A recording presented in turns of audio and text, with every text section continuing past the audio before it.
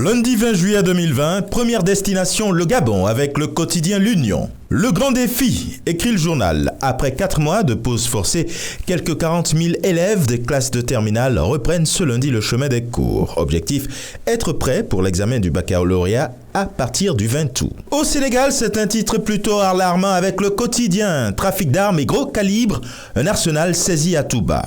Près de 1000 armes et munitions trouvées dans un véhicule. Le trafiquant, quant à lui, se trouve en garde à vue. Plus de précision en manchette de Vox Populi. Un arsenal de plus de 110 armes à feu saisies à Touba.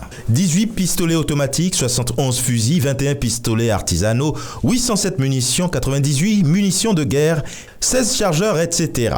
Et dans la continuité de cette actualité avec Walf Quotidien, arrestation d'un trafiquant d'armes à Touba, les premiers éléments de l'enquête. Âgé de 65 ans, le suspect tombe avec 110 armes à feu. Tout autre chose avec l'Observateur, pandémie du Covid-19, riposte et prise en charge, révélation sur les milliards de francs CFA du coronavirus. Où sont passés les 444,544 milliards de francs CFA décaissés depuis le début de la pandémie ? Interroge le journal. En Côte d'Ivoire, un dernier adieu du quotidien Le Jour Plus à Amadou Gon Coulibaly. Obsèque du Premier ministre, Gon a plongé Korogo dans un océan de larmes. Et dans ce même mélange d'hommage, le patriote dit que pour honorer la mémoire d'Amadou Gon Coulibaly, le Rassemblement des oufouettistes pour la démocratie et la paix doit tout mettre en œuvre pour la victoire. Société avec Fraternité Matin ce jour, transport interurbain, après la levée de la mesure d'isolement du Grand Abidjan, le journal invite ses lecteurs à regarder ce qui se passe dans les gares routières. Dans sa livraison du jour, le Nouveau Courrier annonce du nouveau sur le retour imminent de Gbagbo.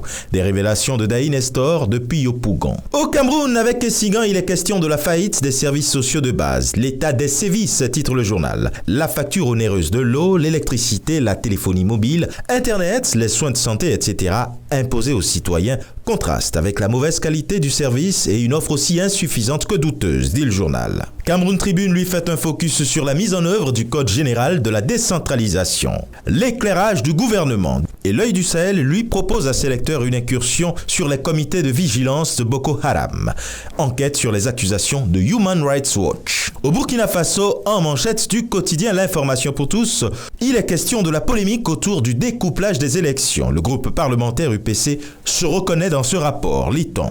Et atterrissage au Bénin avec l'événement précis, création d'un présumé parti de l'opposition, le président Soglo réagit. « Je ne suis mêlé à rien », dit l'ancien président. Et avec le matin ce jour, on parle du baccalauréat comptant pour la session de juillet 2020. 95 404 candidats planchent dès ce jour. Apprend le journal. Une toute autre actualité avec le potentiel, propagation du coronavirus en Afrique de l'Ouest. Le Bénin, 11e pays le plus touché, le tableau sanitaire affiche 782 guéris sur 1600 de cas. Et ce sera tout pour aujourd'hui, mais encore, prudence, vigilance et surtout, n'oubliez pas les gestes barrières. Excellent début de semaine et à demain.